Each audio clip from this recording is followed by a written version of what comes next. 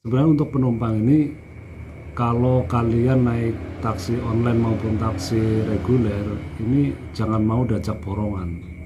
Jangan mau diajak borongan, karena resikonya nanti akan ditanggung sendiri. Ini sebelumnya saya mohon maaf apabila dalam saya berpendapat nanti ke ngomong panjang lebar ini ada salahnya ya.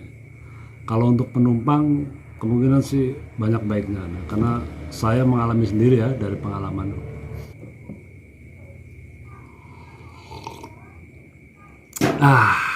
Sebelum kita berbicara panjang lebar, ngopi dulu. Yang belum ngopi ya bikin. Yang nggak ada duit ya ngutang, boleh ngutang. Misalkan terjadi sesuatu di jalan atau entah itu barang ketinggalan, apalagi misalkan sampai terjadi kecelakaan, ya mudah-mudahan sih jangan. Tapi ini kan misalkan sebelum terjadi kan kita harus sedia payung sebelum hujan dulu, itu kan pepatahnya begitu. Jadi jangan mau diajak borongan, karena kalau diajak borongan misalkan sama driver taksi online, maaf nih untuk para driver taksi online, nah, ini bukannya untuk mengurangi pendapatan atau menghilangkan rezeki, enggak. Ini sebenarnya ini justru untuk kebaikan, karena saya merasakannya sendiri, saya mengalami sendiri. Untuk penumpang sebaiknya jangan mau diajak borongan. Kenapa? Apabila terjadi suatu barang ketinggalan atau kecelakaan, perusahaan nggak mau nanggung. Itu resikonya yang paling besar. Perusahaan nggak mau nanggung. Perusahaan mau nanggung apabila misalkan seperti taksi online, Grab atau Kokar, apabila dia tercantum di aplikasi. Misalkan jalan dari kota A ke kota B, kalau mau balik lagi ya pesen lagi aja, jangan mau diajak nanti borongan saya ya. Itu kan biasa, itu pengalaman dari saya dan teman-teman semua yang ngajarin, itu para senior biasanya. Karena dari para driver pasti akan menawarkan, Pak nanti kalau balik lagi sama saya ya gitu. Langsung aja, offline aja, jadi pendapatan nggak berkurang, nggak dipotong perusahaan. Ya itu sih ya, emang seneng juga dapat gede kadang-kadang, tapi harganya dikurangi lah ya, nggak apa-apa gitu. Karena kalau nanti order belum tentu kena saya, bisa-bisa kena orang lain. Nah itu resikonya yang paling besar, itu kalau terjadi kecelakaan atau barang hilang atau ya tindakan-tindakan yang tidak menyenangkan misalkan terjadi. Mudah-mudahan sih jangan ya, berharap jangan. Itu perusahaan nggak mengcover ya. Kalau untuk drivernya sih banyak untungnya ya, kan yang dicari memang begitu, borongan yang dekat biasanya ya, kalau bisa minta yang argo tinggi gitu kan. Kalau yang dekat, yang jauh ya kalau bisa PP gitu kan, yang Jakarta Cikarang, daripada ke Cikarang kosong atau nunggu lama, tungguin aja sejam 2 jam, balik lagi ke Jakarta. Yang dicari seperti itu. Sama seperti saya juga mau seperti itu, tapi setelah dipikir-pikir, oh iya ya, nanti kalau terjadi sesuatu kena saya sendiri gitu. Dan itu juga sebenarnya rugi juga bagi para driver. Kalau saya sih kadang-kadang sering menyarankan misalkan ke Bandung pakai borongan ya. Saya tawarin sih ya jangan pakai borongan, pakai aplikasi aja, karena saya kasih tahu langsung ke penumpang, karena nanti kalau ada apa-apa nggak ditanggung sama perusahaan, mau nggak penumpangnya gitu, mau nggak bapaknya, ibu atau ibunya gitu. Jadi itu untuk keamanan kedua belah pihak, baik itu driver maupun penumpang gitu.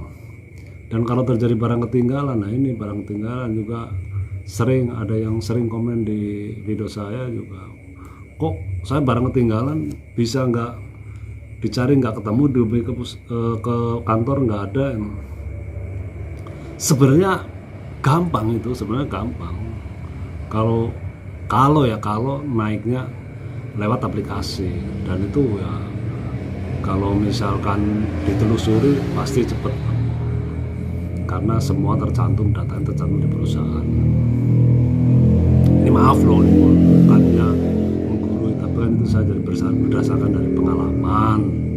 Ada kok bisa, misalkan barang, kalau memang benar-benar barang itu ketinggalan, kenapa bisa sampai nggak ketemu, misalkan ketinggalannya di dalam mobil gitu. Tapi ya ada juga mungkin ada yang bisa nggak ketinggalan, bilangnya ketinggalan, mungkin ketinggalan di rumah atau ketinggalan di kantor, ingatnya ya ketinggalan di mobil, ya bisa juga seperti itu. Tapi kalau andai kata ketinggalan di mobil ya pasti bisa ketemu. Tapi saya pernah juga nih barang ketinggalan sebuah HP. Nah itu kebetulan saya bawa penumpang lagi. Nah nggak taunya didudukin sama penumpang itu. Ya saya kan belum ngecek karena keluar dari gang masuk langsung ada penumpang lagi naik. Nah itu penumpang kebetulan pas penumpangnya itu malah baik. Penumpangnya nanya, "Mas ini HP siapa?" Ya saya nggak tahu karena bukan HP saya. Ya saya bilang, "Oh jangan-jangan HP penumpang yang tadi." Nah, ya ini dapat penumpang yang baik. Wah penumpang yang tadi kali. Nah, kan nggak tahu kuncinya, nggak bisa buka, jadi nggak bisa menghubungi. Ya nunggu penumpang yang tadi menghubungi gitu. Jadi kalau mau langsung dibalikin, ya sayang ini udah bawa penumpang ya kan. Nah kalau ditelepon nggak bisa, ditelepon ke kantor ya paling salah satunya itu telepon kantor. Tapi sebelum telepon ke kantor sih biasanya setelah penumpang itu turun selesai, saya balik lagi ke situ. Kalau tahu rumahnya, tapi kadang-kadang kalau di gang kan nggak tahu rumahnya, turunnya di mana, ya udah nunggu dihubungi, nggak ada yang menghubungi, ya diserahin ke kantor. Biasanya begitu prosedurnya seperti itu. Tapi kalau teman-teman ya yang lain nggak tahu ya, karena bisa sampai ada barang ketinggalan tapi nggak ketemu. Tapi karena begini, sudah ada barang ketinggalan di dalam mobil, ternyata orangnya langsung menghubungi ke kantor. Orangnya menghubungi kantor langsung matikan aplikasi kita. Jadi kita nggak bisa dapat penumpang lagi sebelum penumpang itu barang itu dikembalikan, sebelum ada konfirmasi bahwa barang itu sudah dikembalikan.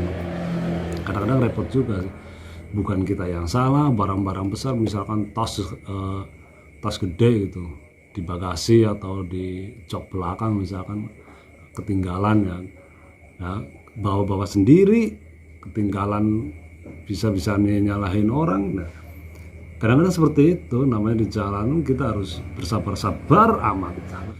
Ya mungkin pesan saya seperti itu aja dari buat teman-teman para driver, para penumpang. Hati-hati di jalan, jangan buru-buru, udah tahu jalan macet, berangkatnya harus lebih awal, jangan saling menyalahkan.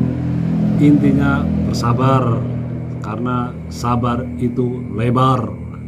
Lebar apanya bang? Lebar rezekinya. Sabar, ikhlas, jujur gitu. Kemarin yang diajarkan seperti itu. Jangan ngebut ya bang driver. Ngapain ngebut? Toh nyampenya ya hari itu juga.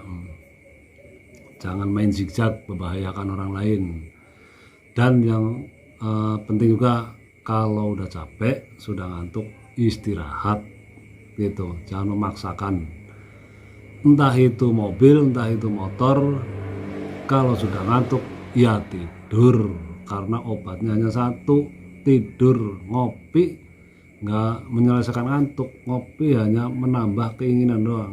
Tapi beberapa kali saya nyundul mobil orang itu gara-gara ngantuk. Begitu aja. Salam sehat, rezeki lancar, panjang umur, hati-hati di jalanan. Wassalamualaikum warahmatullahi wabarakatuh. Walau rungkat mulu.